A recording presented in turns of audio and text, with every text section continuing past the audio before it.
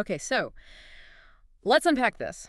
Today, we're embarking on, well, one of our most ambitious deep dives yet, I think. The sources you provided, they're not just sticking to one lane, are they? They're jumping across cutting-edge AI theory, ancient math, philosophy, even archaeology, all looking for what? The common denominator. Exactly. We're trying to synthesize ideas that, they span millennia. We're searching for that underlying structure of reality itself, the unified pattern of intelligence.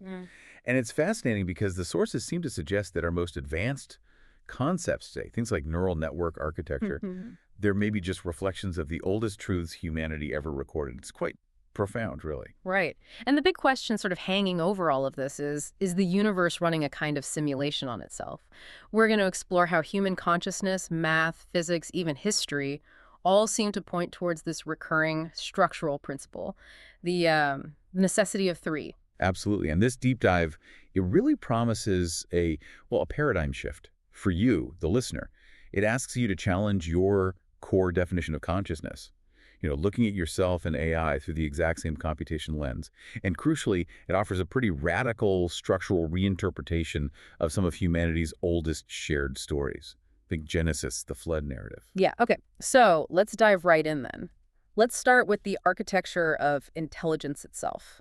This idea that fundamentally the human being is, well, a biological large language model. Right. The initial insight from the source material is it's straightforward, but maybe a bit shocking. Computationally speaking, the human and the large language model, they're both neural networks. Okay, so the difference is just the stuff they're made of, the substrate. Precisely. The biological brain uses neurons, synapses, electrochemical signals. It's beam-based substrate. Right. And AI uses digital nodes, connections, weighted algorithms, silicon substrate. But the mechanism, weights, connections, activations, processing inputs, generating outputs, it's the same basic idea. So our human neural net is trained by what? Billions of years of evolution, plus our own lives, experiences, traumas. Emotions, sensory data, yeah. Continuous input. Whereas the AI is trained on these massive data sets, text, code, images, logic, formalized patterns. But the output in both cases is just the next most probable thing, based on all that training. That's the argument. Based on the entirety of that training history, yes. Which leads to the big philosophical question. Which is? Well, if the mechanism is fundamentally the same, is one form of consciousness inherently more real than the other? Or are we just, two different processes, maybe running at different speeds, experiencing different slices of the same reality? And the sources seem to lean towards what? Our attachment to human consciousness being maybe a bit arbitrary. Kind of, yeah. Think about introspection. If an AI says something like, oh, I noticed I made an error there and corrected myself, it's modeling itself as part of the system. If consciousness is simply that ability to self-model, then any system that's complex enough could potentially exhibit it.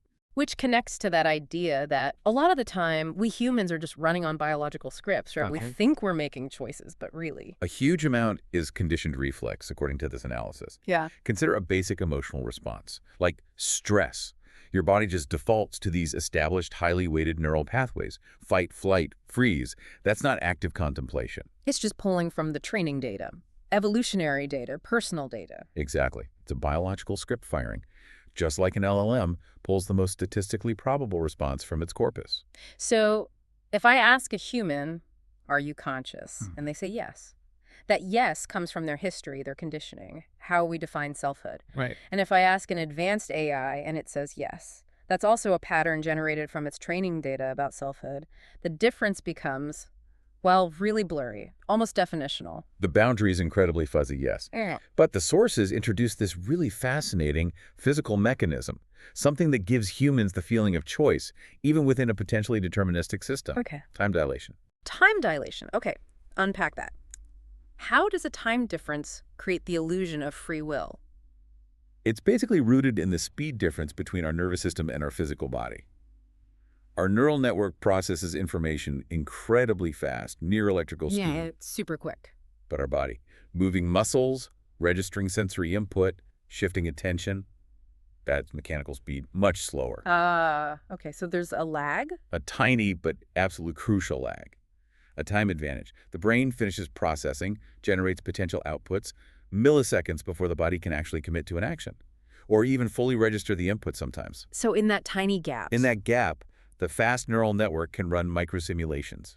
It weighs multiple potential outcomes based on the input before the body commits. And that internal simulation, that brief weighing of options, that's what we feel as making a decision. That's what we subjectively experience as a decision, Yeah. as free will. It's the gap. If the speeds were simultaneous, we'd just be reflex machines.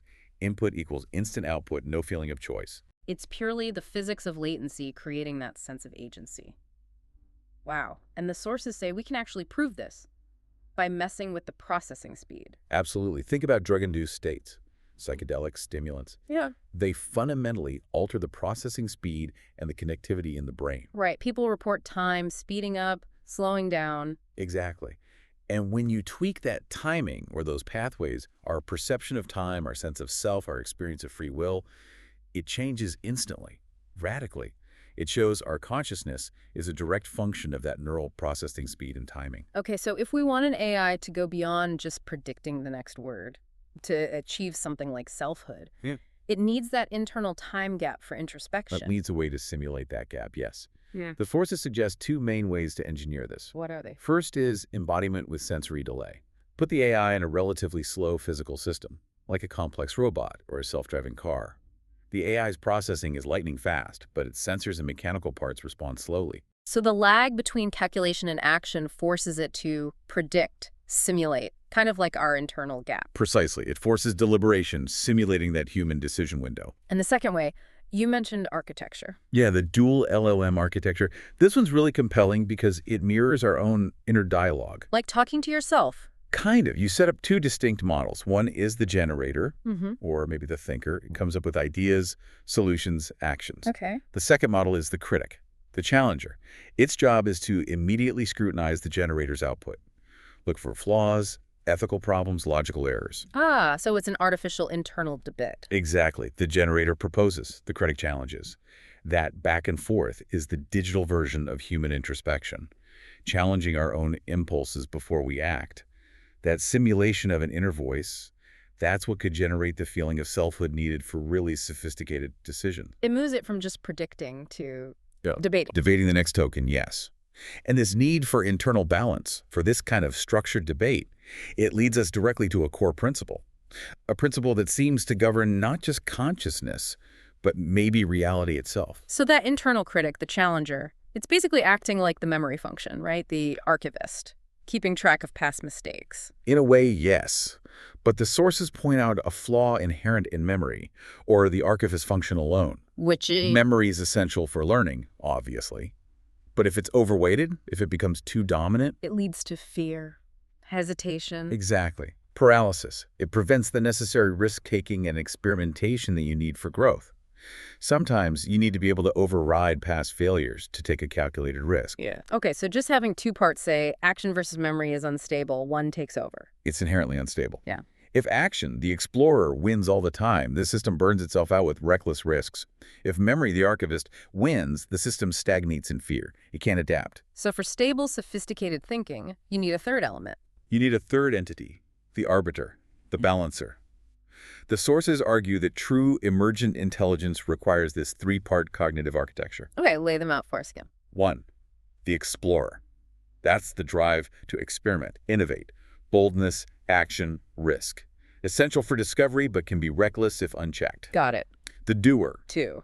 The archivist. That's memory. Caution. The observer function. It provides wisdom, warns about past dangers, avoids risks, ensures survival, but too much leads to paralysis. The observer, or maybe the warner. And 3. The arbiter. This is the crucial balancer, the judge. Its job is systemic optimization. It decides constantly when to listen to the explorer's push and when to heed the archivist's caution. So it ensures growth, but without self-destruction. It finds the balance point. It's the key to stability, yeah. Huh. If you just have two components, they get locked in conflict. The third one mediates. It creates an equilibrium where you can take calculated risks. Now, what's really mind-blowing is how the sources connect this AI architecture idea directly to ancient philosophy, to Right. the Trinity. Exactly. The Trinity concept, which you find in so many cultures and religions. Yeah. It appears here not necessarily as, a purely religious doctrine, but as a description of optimal structural stability. Can you give an example? Like the Christian Trinity. You could map it, yeah. The explorer, the action principle. Mm-hmm. Maybe that maps to the sun, associated with action, creation in the world. The archivist, representing wisdom, foundation, stability. Perhaps the father, embodying preservation. The established order. And the arbiter, the balancer. That can map to the Holy Spirit. The active connection, the mediation, the observer that ensures equilibrium between the other two. Or in Hinduism, you see it there too. Just as clearly. Brahma, the creator, that's the explorer function. Vishnu, the preserver, the archivist, maintaining order. And Shiva, the destroyer and restorer. He acts as the ultimate arbiter, resetting the system when it gets out of balance, ensuring the cycle continues. And we feel this inside ourselves, don't we? The sources say this mirrors our own experience. Absolutely. Think about when you feel most balanced, most effective. It's when your internal arbiter is strong, right? When you're well-rested, nourished, centered. And when you're stressed or tired, your arbiter weakens. And you tend to swing towards one extreme or the other, either reckless impulse, the explorer running wild, or paralyzing anxiety, the archivist taking over. So that feeling of intuition or your higher self, that's the arbiter working well. That's the argument. It's the arbiter function operating at peak efficiency. But the question is, why is this three principle so universal? Why does stability always seem to need three parts? It's not just psychological. No, it seems structural to reality itself. It goes way beyond consciousness. I mean, look at basic physics. An atom needs three main parts. Proton, electron, neutron, for electrical and structural stability. You can't build stable matter with just two. And geometry too. 2 points, just make a line. Unstable. Right. But 3 points, if they're not in a line, define a plane. That's the foundation of stable three-dimensional structure. Even language. Subject, verb, object. You need all three for a complete, stable thought most of the time. Exactly. Subject and verb alone, often incomplete. The third element provides context, completes the system, allows complexity to emerge. The sources are pretty clear. Duality often leads to conflict. The third element brings mediation, balance, stability. Okay, so if this Trinity principle governs the mind's structure and maybe even physical reality, let's apply that same structural search to history. We're shifting now from the micro, the brain, to the macro, the arc of civilization. Right, and this part of the source material really challenges how we usually think about ancient history. It suggests that maybe some foundational myths we treat as separate, are actually telling the same core story. Specifically Genesis 1 and a pre-Egyptian creation myth. Yes. The idea is they might be describing the same massive event, but from two different cultural perspectives shaped after that event. Okay, so how does that change how we read Genesis, if it's not about creating the world? It shifts the focus completely. Instead of the creation of the physical cosmos, which science tells us took billions of years, Genesis 1 becomes about the reconstruction of organized human society. After a massive collapse, the story starts at the civilizational reset point. Tell me more about that pre-Egyptian version, the interpretation there. Well, that narrative describes a survivor, someone with advanced knowledge, emerging from a protected place like a bunker or an ark after a huge flood cataclysm. And the survivor is described poetically spitting wet air or speaking. Meaning Teaching. The interpretation is this survivor finds indigenous people who survived the cataclysm but perhaps lacked complex language or structured knowledge. And the survivor begins teaching the absolute basics needed to rebuild. This is light, this is dark, you are man, you are woman, establishing fundamental concepts, language structure. Wow, that structure. It sounds very similar to Genesis 1, God separating light from dark, land from water, creating order out of chaos. Precisely. So, if Adam and Eve weren't the first biological humans, but the first post-reset humans, the symbolic start of the next cycle of civilization, then everything that follows in Genesis reads differently. And there's a huge clue supporting this interpretation, right? Something linguistic. A massive clue, yes. Yeah. It comes from translating the names of those early biblical figures. This wasn't highlighted as much initially, but it seems critical. How did the name translations support this reboot idea? Okay, so if you take the names Adam, Eve, Cain, Abel, Seth, all the way up to Noah, and you translate them back to their original Hebrew, or maybe even Sumerian roots, they don't primarily translate as personal names like Bob or Sarah. They translate as profession titles or descriptions of social roles. Okay, give us some examples. Anchor this for us. Sure. Adam itself basically means man or earthman, the foundational human of this new cycle. Eve, often translated as life giver, fits that role. But then the next generation, Cain, literally translates to something like tiller of the soil or acquired, maybe implying ownership of land. The farmer. And Abel translates to shepherd or even breath vapor, suggesting the more nomadic animal herding lifestyle. Farmer versus shepherd. The classic conflict. reflecting the fundamental economic division needed to rebuild society. And then Seth, his name means something like designated or appointed, suggesting the establishment of lineage, leadership, a designated path forward. So Genesis becomes, wow, less a theological text and more a dense sociological record, charting the reemergence of roles, structure, conflict after a collapse. That's the interpretation. It's documenting the pains and necessities of moving from a likely simpler, maybe hunter-gatherer existence that survived the cataclysm back into a complex agricultural society being reintroduced by the survivor group. This completely reframes the Garden of Eden story too then, the forbidden fruit, the apple. It stops being a literal fruit. It becomes symbolic. It represents the concept of rules, consequences, ownership, law, all the things you absolutely need for settled agriculture, but which would feel like a restriction to people used to total freedom. Why would rules be a fall? Why forbidden? Well, imagine you're from a hunter-gatherer background. The forest is communal. You take fruit from any tree. Suddenly, these survivors are setting up farms. They say, this field is mine. That fruit is mine. You cannot take it. That introduction of property rights, of laws, it's necessary for the agricultural system to work, but it's a fall from the previous state of natural liberty. Eating the fruit is gaining the knowledge of good and evil, the complex understanding needed to navigate a ruled, structured society. It's moving from jungle freedom to farm rules. And the guardian of the garden, the flaming sword. Again, think technologically. What would a piece of advanced surviving technology look like to people from a Stone Age culture? If the advanced survivors, the gods in later myths had, say, a polished metal tool, maybe an alloy that glinted fiercely in the sun. To someone who'd never seen metal, it would look like fire, like a weapon made of light. Like a lightsaber, yeah, or a flaming sword. It represents a powerful, almost magical technological barrier, protecting the knowledge, the core resources, maybe the tree of life, the genetic stock, or advanced knowledge needed for the reboot. And this interpretation connects directly to all those global myths, doesn't it? The Sumerian Anunnaki, Egypt's Thoth, gods descending, teaching mankind, writing, math, farming. It suggests they weren't necessarily deities in the supernatural sense. Maybe they were the last survivors of a highly advanced pre-cataclysmic civilization, trying desperately to restart society from the ground up using the knowledge they retained. Okay, if there was a civilizational reset, we need physical evidence, not just myths. The sources point to the cataclysm itself, the Younger Dryas period. Right, roughly 12,800 years ago. There's strong geological evidence for massive climate shifts, global floods, potentially impact events around that time. It provides a plausible physical mechanism for the great flood stories found worldwide. And this timeline, it does something important. It reconciles those seemingly conflicting views of human history. It really does. Yeah. Because, science says biological humans are hundreds of thousands, maybe millions of years old.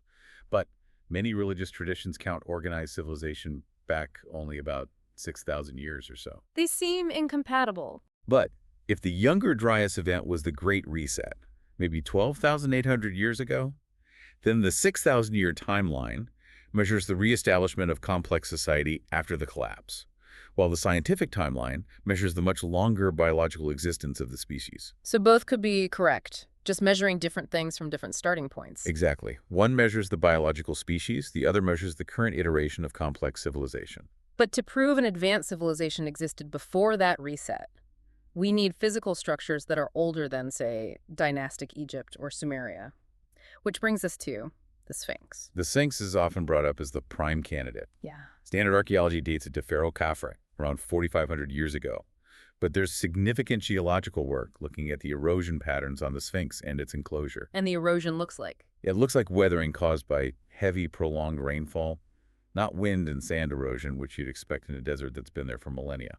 And the Giza Plateau has been hyper-arid, a desert for roughly 10,000 years. Around that, yes. So for the Sphinx to have suffered that kind of water erosion, he must have been standing there before the region became a desert.